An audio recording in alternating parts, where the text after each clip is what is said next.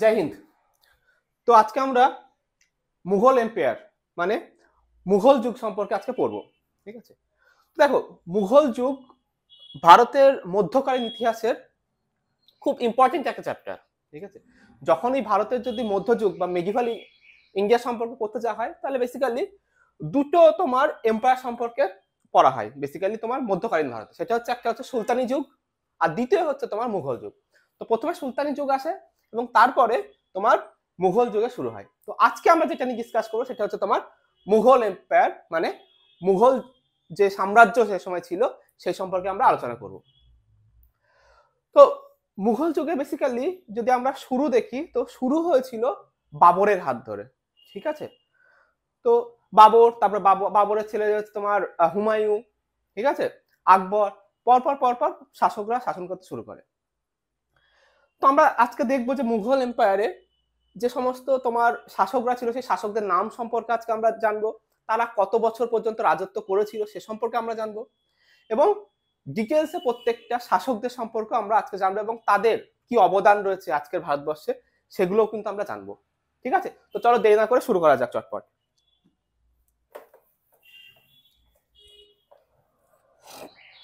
তো দেখো, মুঘল যুগে শুরু হয় আমরা বললাম বাবরের হাত ধরে। ঠিক আছে, তো প্রথমে আসে হচ্ছে তোমার বাবর। ঠিক আছে, বাবর অ্যাকচুয়ালি ছিল তোমার 1526 থেকে 1530 সাল পর্যন্ত শাসন করেন কে? বাবর। আচ্ছা, এরপরে কে আসে? বাবরের ছেলে আসে হুমায়ুন। কে? হুমায়ুন। এর রাজত্বকাল কত ছিল? এর রাজত্বকাল একটু স্ক্যাটার ছিল, সেটা হচ্ছে তোমার 1530 সাল থেকে 1540 পর্যন্ত ছিল। ঠিক আছে, তারপরে আবার দ্বিতীয়বার টেনিওর ছিল। কেন এই দুবার টেনিওর সেটাও আমরা জানবো, যখন আমরা হুমায়ুন সম্পর্কে ডিটেল পড়বো তখন আমরা জানতে পারবো। আপাতত এটুকু জেনে নাও যে এর টেনিওর দুবার হয়েছিল, একবার হয়েছিল 1530 থেকে একবার 1540, তারপর একবার আসে তোমার 1555 থেকে 1556 সালে মারা যায়। তারপরে আসে হচ্ছে আকবর। মুঘল যুগে সবচেয়ে যদি মহান শাসক যদি বলা হয় সে ছিলেন আকবর। ঠিক আছে, তো আকবরের কি নিয়ে হচ্ছে তোমার এই যে 1556 সালে সিংহাসন ছেড়ে গিয়েছে হুমায়ুন, তারপরে আসবে 56 থেকে 1605 পর্যন্ত। ঠিক আছে, তারপরে আসছে তোমার জাহাঙ্গীর। জাহাঙ্গীর জাহাঙ্গীরের শাসনকাল কত তোমার? 1605 থেকে 1628 পর্যন্ত। ঠিক আছে, তারপরে আসছে কে? শাহজাহান। 1628 শেষ হয়ে গেছে তোমার, 1628 থেকে শুরু হবে তোমার মোটামুটি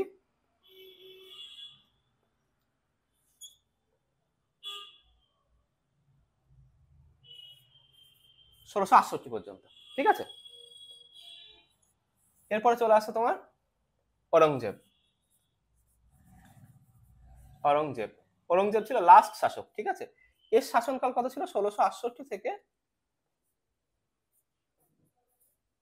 1707, ঔরঙ্গজেবের মৃত্যু। তো এই যে 6জন শাসক মুঘল যুগের, মুঘল যুগ বলতে সবচেয়ে ইম্পর্টেন্ট যে শাসক ছিল এই 6জন শাসকই। তারপর থেকেও কিন্তু আরো আরো প্রচুর মুঘল শাসক এসেছিল, কিন্তু সেগুলোকে আর সেই সময় আস্তে আস্তে ডিক্লাইন শুরু হয়ে যায় মুঘল যুগে। তো মুঘল যুগের অ্যাকচুয়াল যে গ্লোরি সেটা ছিল তোমার এই ঔরঙ্গজেবের 1707 পর্যন্ত।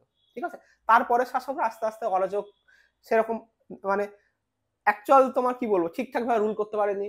ঠিক আছে না, তো আস্তে আস্তে মুঘল যুগের পতন শুরু হয়েছে, তারপর তো ব্রিটিশরা চলে আসে, ব্রিটিশ যুগে শুরু হয়েছে। তো দেখো, এই যে 6জন শাসক, এই 6জন শাসকের নাম মনে রাখার জন্য আমরা প্রত্যেকে একটা ট্রিক জানি, তাই না? কি? বাবার হলো আবার জ্বর সারিল ঔষধে, তাই না?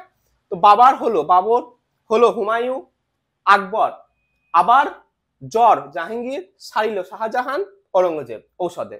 তো বাবার হলো আবার জ্বর সারিল ঔষধে, এই হচ্ছে 6জন শাসকের নাম মনে রাখার ট্রিক। ঠিক আছে, আর তার যে সমস্ত তোমার টাইম পিরিয়ড গুলো রয়েছে সেই টাইম পিরিয়ড গুলো দেখো। প্রথম হচ্ছে বাবর 1526 থেকে 1530, 4 বছর মাত্র শাসন করে গেছে। হুমায়ুন 1530 থেকে 1540 এবং 1555 থেকে 1556, মোটামুটি ধরে নাও 11 বছর। আচ্ছা, একটা কথা বলে নি, সবচেয়ে যে এই যে 6জন শাসকের মধ্যে, ঠিক আছে, সবচেয়ে মানে তোমার একদম শান্তিপূর্ণ শাসন করতে পারেনি সে হচ্ছে তোমার হুমায়ুন। ঠিক আছে। কিন্তু হুমায়ুন কথার অর্থ কি জানো? হুমায়ুন কথার অর্থ হচ্ছে ভাগ্যবান। তো হুমায়ুন কথার অর্থ ভাগ্যবান, কিন্তু অ্যাকচুয়ালি হুমায়ুন পুরোটাই তোমার দুর্ভাগ্য ছিল পুরোটাই। এর শাসনকাল মানে খুব খারাপ পরিস্থিতির মধ্যে গিয়েছিল, এমনকি বলতে পারো যে একজন শাসক হয়ে একে মানে লুকিয়ে লুকিয়ে বেড়াতে হয়েছিল। আমরা ডিটেল যখন দেখবো হুমায়ুর ইতিহাস যখন আমরা দেখবো তখন ডিটেল আমরা দেখতে পাবো যে কেন ওকে মানে লুকিয়ে লুকিয়ে বেড়াতে হয়েছে শেষ পর্যন্ত। ঠিক আছে। তো যাই হোক, নাম নাম দিয়ে অনেক সময় দেখা যায় অ্যাকচুয়াল যার নাম তার কাজে সেটা বা তার রিয়েল লাইফে সেটা কিন্তু হয় না। যাই হোক, পরে তোমার আকবর 1556 থেকে 1605 পর্যন্ত, জাহাঙ্গীর 1605 থেকে 1628, শাহজাহান 1628 থেকে 1668 পর্যন্ত, এবং ঔরঙ্গজেব 1668 থেকে 1707 পর্যন্ত। ঠিক আছে। তো এই ছিল আমাদের 6জন শাসক। এবার আমরা ডিটেলসে শুরু করবো কোত্থেকে? বাবর থেকে আমরা ডিটেলে শুরু করব। তো বাবরকে বলা হয় তোমার মুঘল যে যুগ, ভারতবর্ষে মুঘল সাম্রাজ্যের প্রতিস্থাপক বলা হয় কাকে? বাবর। কারণ বাবরের হাত ধরেই এই মুঘল যুগের সূচনা ঘটে ভারতবর্ষে। ঠিক আছে, চলো তাহলে আমরা ডিসকাস করা শুরু করি বাবর সম্পর্কে।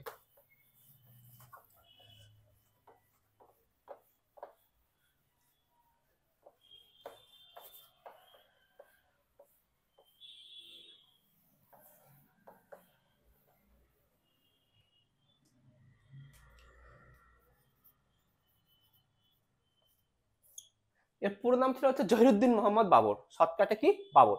তো দেখো, বাবরের প্রথমে আমরা দেখো কারো সম্পর্কে শাসকদের সম্পর্কে যখনই পড়বো তার ব্যাকগ্রাউন্ডও জানা দরকার, তার জন্ম কবে হয়েছিল, ঠিক আছে, তার বাবার নাম কি ছিল, মায়ের নাম কি ছিল, সেগুলো আমাদের জানা দরকার।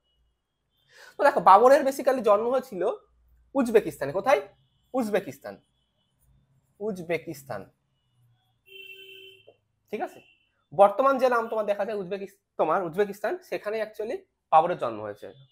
অ্যাকচুয়ালি তখনকার দিনে এই জায়গাটার নাম ছিল কি? ফারগানা। কোথাকার? ফারগানা। বর্তমান নাম যেটা উজবেকিস্তান, সেটারই প্রাচীনকালে নাম ছিল, মধ্যযুগ নাম ছিল কি তোমার? ফারগানা। সেখানেই কার জন্ম হয়? বাবরের। তো বাবরের যদি বংশধর দেখো, বাবরের যে বংশধর রয়েছে তারা মানে দুটো বংশই পুরো প্রচুর ইম্পর্টেন্ট। ঠিক আছে, সেই সময়কার পিতার দিক দিয়ে ছিল তোমার তৈমুর লং। ঠিক আছে, তৈমুর লং। তৈমুর লেখা একজন মঙ্গল শাসক ছিল। ঠিক আছে।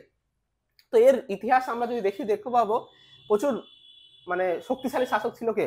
তৈমুর লং। আর মাতার দিক থেকে কিছু Genghis Khan. Genghis Khan, Genghis খানও প্রচুর ক্রূর শাসক ছিল। ঠিক আছে। তো মাতার দিক দিয়ে কে? তোমার চেঙ্গিস খান, এবং পিতার তরফ থেকে তোমার যে তোমার পিতা ছিল সে ছিল কোথাকার বংশধর?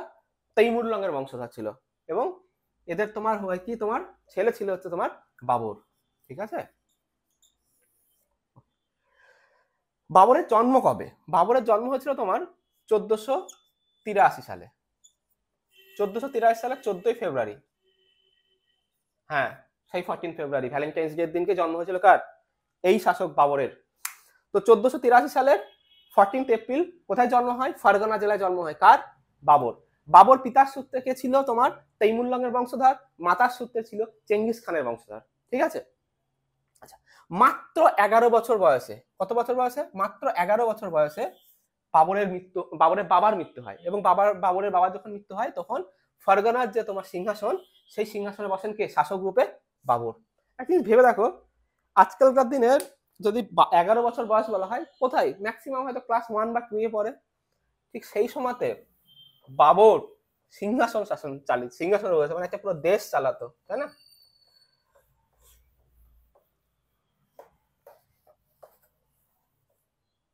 ওকে।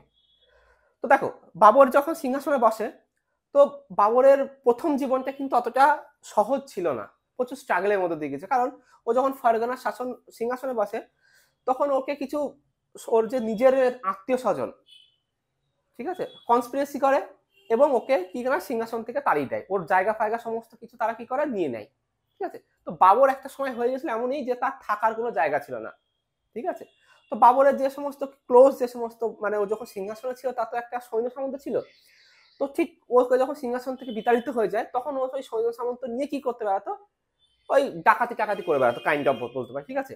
থাকার জায়গা নেই, যেখানে সেখানে যেত, সেখানে যেখানে তোমার হয়তো কোনো জায়গায় চুরি চামারি করে খেয়ে দিয়ে সেখানেই থাকা। এরকম ভাবেই ঠিক যাযাবরের মতোই জীবনযাপন কাটছিল কার? বাবরের। ঠিক সেই সময়তে ভারতবর্ষের যদি দেখো, ভারতবর্ষে শাসন করছিল কে? আমি শুরুতেই বলেছিলাম যে ভারতবর্ষে তোমার সুলতানি যুগ চলছিল, তাই না? ঠিক ওই সময়টা যদি দেখো 13th সেঞ্চুরির দিকে যদি দেখা হয়, সুলতানি যুগ চলছিল। তো সেই সময়তে ভারতবর্ষের লোদি বংশের একজন শাসক ছিলেন, তার নাম হচ্ছে ইব্রাহিম লোদি। কি নাম? ইব্রাহিম লোদি। এ খুব মানে অত্যাচারী শাসক ছিল, ঠিক আছে? কেউ দেখতে পারতো না, মানে কেউ না, প্রজারা তো বাদই দাও, এর নিজেদের আত্মীয় স্বজন, ছেলে মেয়ে, বউ, কাকা কাকি, কেউ একে দেখতে পারতো না, ঠিক আছে? প্রচন্ড ক্রূর শাসক ছিল, ঠিক আছে? মানুষের সঙ্গে মানুষকে মানুষ বলে ভাবতোই না, খুব বাজে রকম বিহেভ করতো। তো প্রত্যেকেই চাইতো এ কবে বিদায় হবে, ঠিক আছে? তো এই ছিল বাবরের, এই ছিল তোমার ভারতবর্ষের পরিস্থিতি, খুব ক্রূর শাসক চলছে। তো প্রত্যেকেই অধৈর্য হয়েছিল, ঠিক আছে? তো এই সময়তে তোমার পাঞ্জাবের যে শাসক ছিল সে হচ্ছে তোমার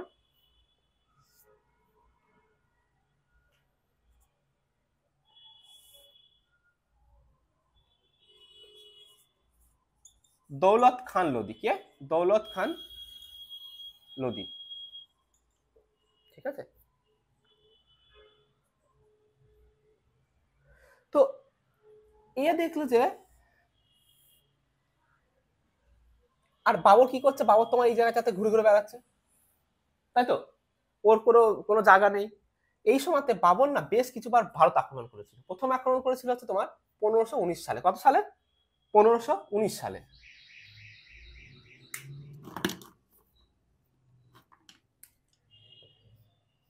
1519 সালে বাবর প্রথম ভারত আক্রমণ করেছিল। ভারতের বলতে তোমার এই জায়গাটা তোমার বর্তমান যেটা পাকিস্তানে পড়ছে, ওখানে আক্রমণ করে বাবর, ছোট একটা আক্রমণ করে, ঠিক আছে? এরকম ভাবে আক্রমণ করতে করতে মোটামুটি 1526-এর আগে পর্যন্ত, মোটামুটি ধরো 1525 সাল পর্যন্ত বাবর 4বার অলরেডি ভারতবর্ষ আক্রমণ করে ফেলেছে। তো বাবর যে একটা শক্তিশালী তোমার টিম, মানে বারবার আক্রমণ করছে, সেটা সবাই জেনে গেছে যে হ্যাঁ, একটা এরকম একজন বাবর বলে কে একজন আছে, যে কিনা মাঝে মাঝে এরকম ভাবে চড়াও হয় আর লুটপাট করে চলে যায়। তো এই সময় এই তোমার এর দৌলত খান লোদি, যে তোমার হচ্ছে তোমার ছিল কোথাকার, পাঞ্জাবের যে শাসক ছিল সে, আর এদিকে ছিল হচ্ছে তোমার রাজস্থানের যে শাসক ছিল তোমার,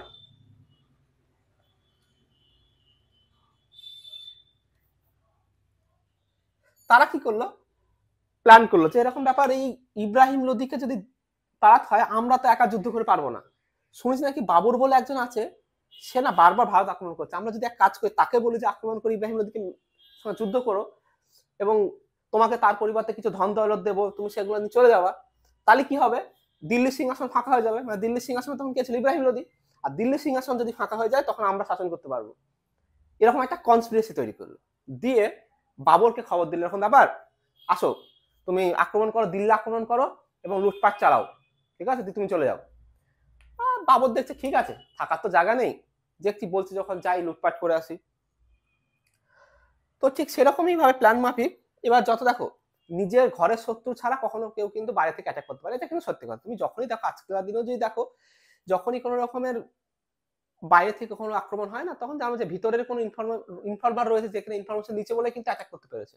তো ঠিক সেই সময় তো ছিল, তো ওই জন্য ঘরের শত্রু বিভীষণ বলা হয়, তাই না? তো ব্যাপারটা হচ্ছে, ওরা প্ল্যান করে বাবরকে আহ্বান করলো। তো কত সালে? 1526 সালে বাবর আসলো। আচ্ছা, বাবরের কি ছিল, প্রথম যে কামান বা তোপ যাকে বলা হয়, তাই না, তোপের ব্যবহার প্রথম করে কে? বাবর। তখন কিন্তু ভারতবর্ষে কেউ তোমার এই তোপের ব্যবহার জানতো না, ঠিক আছে? বাবর তখন তোপের ব্যবহার করেছে। পানিপথ নামক একটা জায়গা, যেটা বর্তমানে তোমার হরিয়ানাতে পড়ে, সেই হরিয়ানাতে তোমার কার সঙ্গে যুদ্ধ হলো? এই বাবরের সাথে কার? তোমার ইব্রাহিম লোদির। কি যুদ্ধ হলো? পানিপথের প্রথম যুদ্ধ, মনে থাকবে। তো পানিপথের জায়গাটার নাম হচ্ছে কি পানিপথ, আর সেটা হচ্ছে কিনা প্রথমবার হয়েছিল বলে আজ, তখন তো আর জানতো না কতবার হবে। আজকে যখন আমরা ইতিহাস যখন পড়ছি, তখন দেখে গেছি পানিপথ নামক স্থানে অনেকবার যুদ্ধ হয়েছে, তাই না? তো সেই জন্য আমরা দেখছি কি, যা পানিপথের প্রথম যুদ্ধ, ঠিক আছে? তো আমরা নাম্বারিং করেছি পরবর্তীকালে। তো পানিপথের প্রথম যুদ্ধ কবে হয়? 1526 সালে। কার সাথে কার হয়? বাবরের সাথে কার? ইব্রাহিম লোদি। এবং এই যুদ্ধ স্থানেই ইব্রাহিম লোদি মারা যায়। তো এই হচ্ছে কেমন একটা যুদ্ধ, যেখানে যে বেশিরভাগ যুদ্ধে কি হয়, যে রুলার শাসক সে কিন্তু যুদ্ধক্ষেত্রে যায় না, বা তার কিন্তু যুদ্ধক্ষেত্রে মৃত্যু হয়, তারা পিছনেই থাকে সবসময়, ঠিক আছে। কিন্তু এই একটা এমন একটা পানিপথের প্রথম যুদ্ধ যেখানে যে শাসক সে কিনা যুদ্ধক্ষেত্রে প্রাণ হারায়, ঠিক আছে। তো যখন এই যুদ্ধক্ষেত্রে প্রাণ হারায় তখন কি হয়, বাবরের জিত হয় এবং বাবর কি করে, দিল্লিতে শাখা শুরু করে দেয়। তো যা ধন দৌলত ভাবো, সেই সময় ভারতবর্ষকে সোনেকে চিড়িয়া বলা হচ্ছে, ভারতবর্ষের মানে এত সোনা, এত তোমার মূল্যবান ধাতু ছিল, স্টোন থেকে শুরু করে সমস্ত কিছু। তো এই সমস্ত বাবরের দেখে তো পুরো একদম চক্ষু চরক গাছ, আরে ভাই কোথায় আসলাম, সেই কোথায় আফগানিস্তানের, হ্যাঁ, পাহাড়ের মধ্যে কোথায় মানে তোমার ইয়ে করে টেন্ট বানিয়ে থাকা হতো, আর এখানে তো মানে পুরো দিল্লি, মানে বুঝতে পারছো, দিল্লি বিশাল সিংহাসন, বিশাল রাজপ্রাসাদ, এসব দেখে তো বাবরের পুরো একদম চক্ষু চরক গাছ। হ্যাঁ, সাঙ্গ পাঙ্গ নিয়ে বাবর ওখানেই থাকা শুরু করে দিল। ঠিক আছে, যাচ্ছে দিন দিন যাচ্ছে, সবাই এদিক থেকে সবাই দেখা করতে যাচ্ছে, যারা কনস্পিরেসি করেছিল, ষড়যন্ত্র করেছিল, দৌলত খান লোদি, এদিকে তোমার পাঞ্জাবের শাসক ছিল সে সময়তে, তারা মেদিনী রয়, প্রত্যেকে সবাই দেখা করতে যাচ্ছে, বাহ বাহ, সাবাসি দিচ্ছে বাবরকে, গুড গুড, খুব ভালো হয়েছে, খুব ভালো হয়েছে। তো যাই হোক, এক সপ্তাহ মতো যাচ্ছে, 1 মাস হয়ে গেল, এ দৌলত খান লোদি দেখছে, কি রে বাবা, একে বললাম যে লুটপাট করে চলে যেতে, যাওয়া তো কোনো নাম নেই, কি বলছে, কি ব্যাপার, সব ঠিকঠাক তো? বাবু হ্যাঁ হ্যাঁ, সব বাড়িয়া, সব বাড়িয়া। তো বলছে এরকম ব্যাপার, তো কবে ফিরবেন ভাবছেন? না, ফিরবো ফিরবো, দেখি যাবো। আরে বাবুরের তো থাকার জায়গা নেই ভাই, বাবু যার থাকার জায়গা নেই সে এখানে রাজপ্রাসাদ পেয়ে যাই, না হচ্ছে না, যাচ্ছে না। এ তো ভারী মুশকিল হয়ে গেল, বাকি সবাই দেখছে।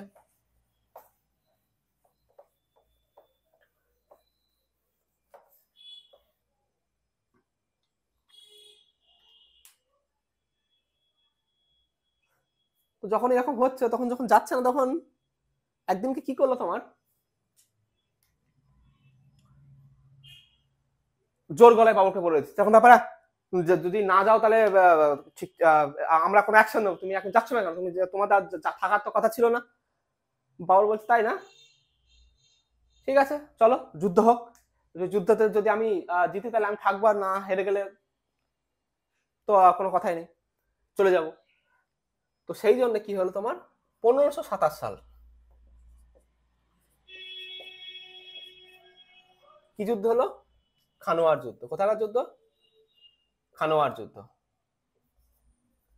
খানওয়ার বার, ব্যাটেল অফ খানবার।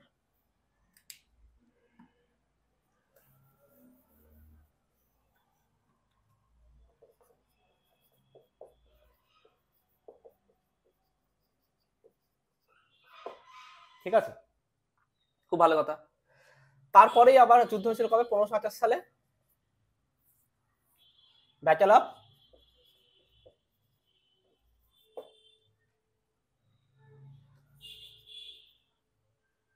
চান্দেরি। 1529 সালে যুদ্ধ করে কে, ব্যাটেল অফ, বলো, ঘাগরা।